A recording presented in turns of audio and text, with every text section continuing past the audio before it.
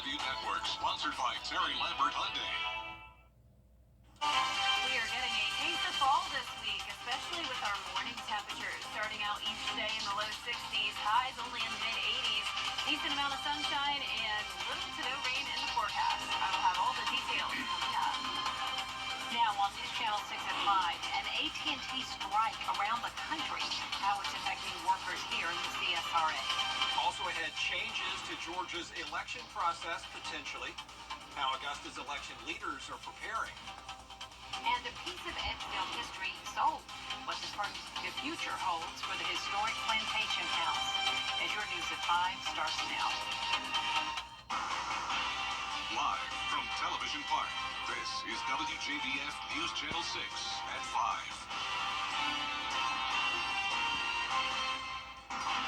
Good evening, everybody. I'm Brad Means. And I'm Jenny Montgomery. Thanks for joining us. Coverage you can count on begins with some 17,000 union members across the Southeast working for AT&T, walking the picket line. Some of them right down the road from News Channel 6, and Hannah Latier spoke with them about their concerns. Communications Workers of America union members have been gathering at multiple AT&T locations in the CSRA to strike as they struggle to negotiate a new union contract with the company. We've been bargaining for a few weeks now, and we haven't come to an agreement between the contracts that's been offered and the union agreeing to agree to that contract that's been proposed before us. So we had a separation, and now we're actually striking workers right now. CWA members say management committed unfair labor practices during negotiations for the contract. According to the union's website, it filed an unfair labor practice charge with the National Labor Relations Board against AT&T. Bargaining for the contract covers employee wages, benefits, and more. AT&T stated on its website, in part, CWA's claims of unfair labor practices are not grounded in fact. We have reached 3 agreements this year covering more than 13,000 employees, including our most recent tentative agreement with District 9. We remain committed to working with District 3 in the same manner. The company states there are measures in place to avoid disruptions in service. CWA members say they bargain for a contract every few years with AT&T. While the negotiations are going on, we're confident that we'll come to an agreement. We always do, but everything has to be fair for the company and also for the employee. CWA District 3 members were on strike at the Washington Road Control Office Wednesday. The community has, as you can hear the horns, they're supporting us very well, and we thank God for the people, being courteous and generous and bringing us food and water and drink and, other items. So, yeah, we've gotten a lot of support. Workers hope they can come to an agreement with the company soon so they can get back to providing services to customers. In Martinez, Hannah Latier, WJBF News Channel 6. It is time now for our first check of the weather. And let's check in with Chief Meteorologist Jenna Petracci. Well, we have really great weather today. You really can't beat it. The Terry Lambert Hyundai Skyview cam here over Augusta Marriott, looking at the river, showing just a few cumulus clouds. Definitely no rain, and temperature-wise, we are well below average, sitting in the mid to upper 80s. 86 now in Augusta, 87 in Millen and Swainsboro, 88 in Sylvania, only 84 in Barnwell and Allendale. Wrightsville is our hottest spot at 89 degrees, but not a single place in the CSRA has touched 90, at least so far. Relative humidity only at 45% in Augusta, 47% in Aiken, and that means that the actual temperature matches what it's feeling like outside, something we don't get very often, especially in late August. Satellite and radar just showing that cloud cover, not a drop of rain, some spotty showers along the coastline, but that's about it. As we zoom out here, you can see we have a stalled frontal boundary down in Florida with low pressure off the coast. So we do have some scattered shower activity from Savannah down towards the border of Florida, but we will stay dry the rest of today, and that's all thanks to that northeast wind coming in, bringing in that drier air with high pressure in control. 10 miles per hour in Aiken, 6 in Augusta, 7 in Barnwell. The winds will start to pick up the speed over the next couple of days. We'll have some gusty winds, but definitely no rain. Notice the rest of tonight will stay dry, mostly sunny, a low 80s by 7 o'clock, and then upper 70s by 8 o'clock. And we'll have an even cooler morning tomorrow and over the next couple of days. I'll have a look at how cool those temperatures will get coming up. But back to you, Brad. Jenna, thanks. A Soperton, Georgia police officer was arrested, accused of threatening 3 people. Here's what we know. 60-year-old Kenneth Bishop of Swainsboro is charged with aggravated assault and terroristic threats. The GBI says Bishop was responding to an assault call when he stopped a car with 3 people in it. Investigators say he argued with the people in the car and threatened to shoot the car. Bishop booked into the Truitland County Jail. It's been 3 weeks and city leaders are still stuck when it comes to Augusta's credit card controversy. Mayor Garnett Johnson, thank you. A Burke County man is facing charges for allegedly threatening his girlfriend and killing her dog. Tucker Wood is charged with terroristic threats and acts and cruelty to animals. Deputies say he admitted to killing his girlfriend's dog and dragging it into the woods. He led officers to a bedroom at a home on Hancock Landing and pointed to a kennel covered in blood. Deputies also say Wood told them he shot the dog because his girlfriend didn't take care of it. An Augusta native and CEO of a cyber-tech small business is making her impact on a global scale. She's Tiffany Bailey, the CEO of woman-owned company OSC Edge.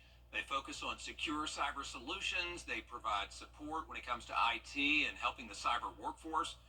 But Bailey's one-woman vision to enhance national security has taken off and grown into a diverse and innovative global team. She helps companies all over the world. She's back here at TechNet, this huge conference we have every year in Augusta, and she is ready to encourage all small business owners. I took advantage of the resources that were around me, one of being at the Small Business Administration, which was instrumental in providing me training as an entrepreneur, as a business owner, finding opportunities in the federal government, but also looking at beyond the federal government. How can I expand my business to offering services to commercial businesses as well? So it's really about finding those resources. They are there. They are offered. Welcome home to you, Tiffany Bailey. She says if you're starting out, the best way is just to take smaller steps closer to your big goal. We're going to hear a lot more from her coming up right here on News Channel 6 at 7. Big news from Edgefield. The historic plantation house on the town square has been sold to a South Carolina developer. They're pouring big money into its revitalization. Aiken Bureau Chief Sean Cabbage-Dog has the details. B&B Real Estate Company from Greenville is buying the building for $295,000. Many people I spoke to say they can see its potential. Edgefield's historic plantation house has been sold. It was labeled a hazard in 2014 and sat vacant until Preservation South Carolina took over in 2017. The developer plans to breathe new life into the property. People we spoke to hope the new owners will turn it into a venue that benefits the entire community. I would like to see a restaurant, something that would be open at night. A nice bar up there on the balcony would be awesome. To have an hotel and see they have little offices on the bottom where they could, put in other businesses that would help bring, again, tourism and other things to Edgefield. We did reach out to town leaders for more details on the redevelopment plans. We'll let you know when we find out more. In Edgefield, I'm Aiken Bureau Chief Sean Cabbage-Dog, WJBF News Channel 6. All right, good news out of Edgefield for sure. A local football team is honoring a teammate who died earlier this year. Carter Gay died in February in what the coroner's office calls a tragic accident. He wore number 53 for the Thomas and Jefferson Academy football team, and this season, that number is going to be on every player's helmet. You see it there. School leaders say their biggest goal is just to make sure that his legacy continues.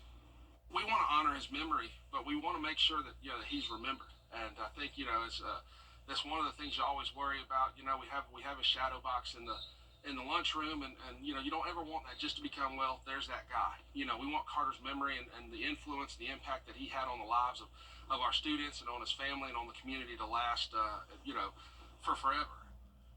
The team's going to have senior night on Friday for their first home game of the season, and they will recognize Carter Gay's family before the game. Coming up, the search for survivors after a yacht sank near Italy. We're going to have the latest on that investigation as officers try to find out what happened. Stay with us. The heavies. So weekends, 24/7. Let them take care of everything while you get better. And we welcome you you back, everybody. 2 bodies have been found after a super yacht sank off the coast of Italy last week. 4 other people are still unaccounted for. Rena Roy has the latest.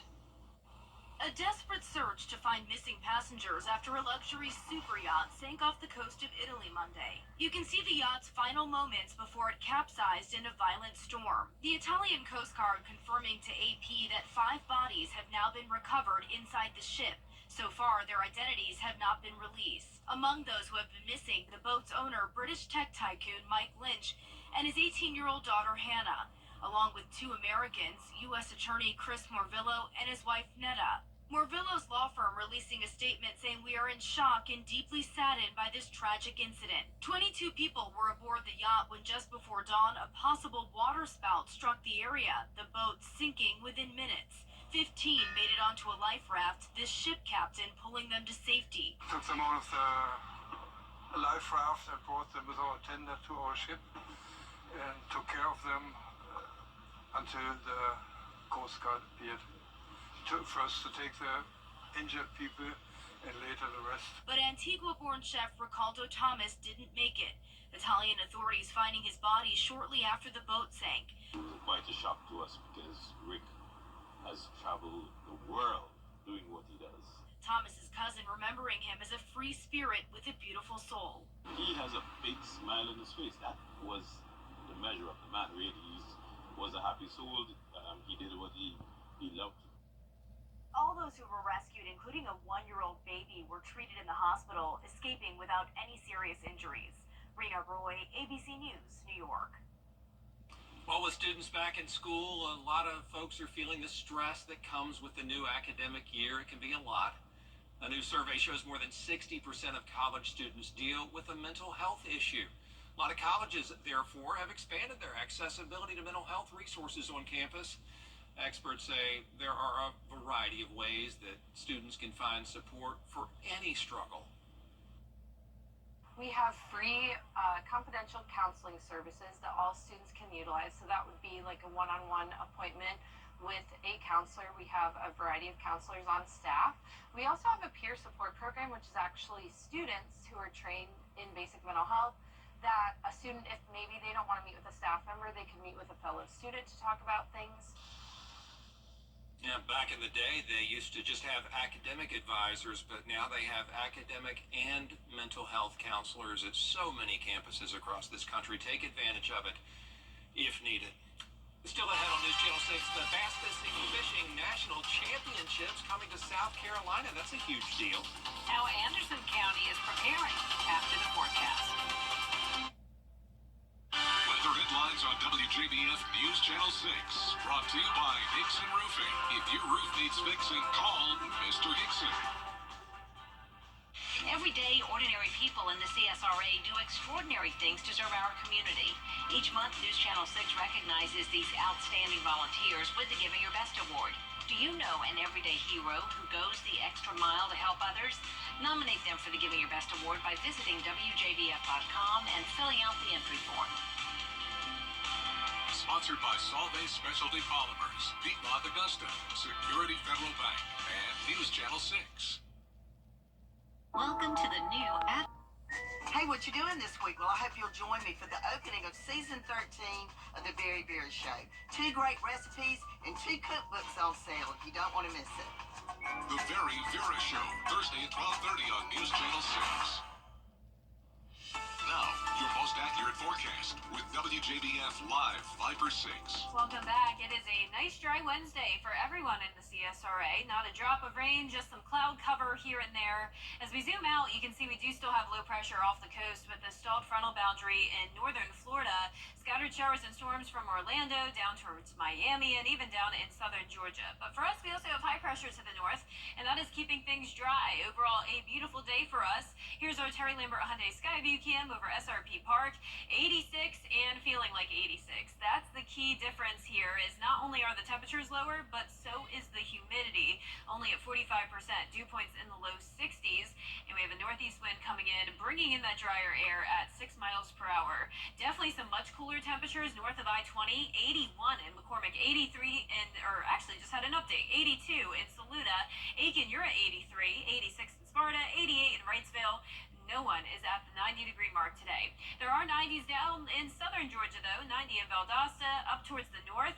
79 in Greenville. Very hard to believe for this time of the year. We also have that drier air that's moved in, dropping those dew points to 61 in Greenville and only the upper 50s in Florence. A lot more moisture down towards the south, though, and you can see that the dew points will get higher for us as we go into the weekend and next week.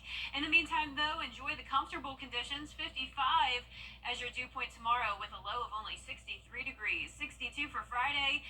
These are definitely some fall-like temperatures. This is typically what we have in late September, definitely not late August. Our highs are also going to be below average in the mid-80s. Then we do get back to that 90-degree mark Monday and 94, so back to that typical August heat Tuesday and Wednesday. Not a lot of rain chances for us. Could eventually become an issue, bringing us back into the first couple phases of drought, but so far so good. We did get plenty of rain from Tropical Storm Debbie, of course, bringing those rainfall totals to almost the 3-inch mark, but on average we do finish off the month of August with over 4.5 inches of rain. So we will need some more eventually, but in the meantime, enjoy these drier conditions. Mostly sunny skies tomorrow, warming up to only those mid-80s, winds gusting up to around 17 miles per hour, and then over 20 miles per hour on Friday. So it will be a little bit windy at times, but definitely no rain. So our futurecast here is showing that stalled front to the south of us, southern Georgia and the coastline of South Carolina still having some rain at times, but for us it's just going to be on and off clouds, the breezy winds as well coming in from the northeast. Lows tonight will be in the low 60s, 63 in Augusta, 62 in Aiken, highs tomorrow in the mid-80s for everyone, even our southern counties well below normal. Our 10-day forecast showing mostly sunny skies Thursday all the way through next Tuesday. It's going to be a great weekend, starting to heat up again on Sunday to 89, and then the low 90s next week. All right, Jenna, thanks a lot. Much better than those triple digits you were giving us a couple of days ago. Appreciate it. The College National Bass Fishing Championship is in South Carolina this weekend. Anglers from around the country will be on Lake Hartwell to catch the biggest fish. 168 teams from 52 colleges are in town. Today, teams picked up gear from sponsors. They made sure their boats were in working condition and rested before hitting the water tomorrow. This is about a $500,000 tournament. Green Pond Landing will celebrate its 10th birthday this December 19th, and at that point we will have hosted $118 million worth of fishing tournaments, which is pretty unprecedented to go from 0 to 100 million in 10 years. Wow, that is a big deal. Yeah. The tournament starts tomorrow and it ends on Saturday. Up next, day 3 of the Democratic National Convention. Well, that does it for us for this half hour, but there's a lot more coverage you can count on at 5:30. He's up next. Don't go away. Get up to 70% off sale merchandise.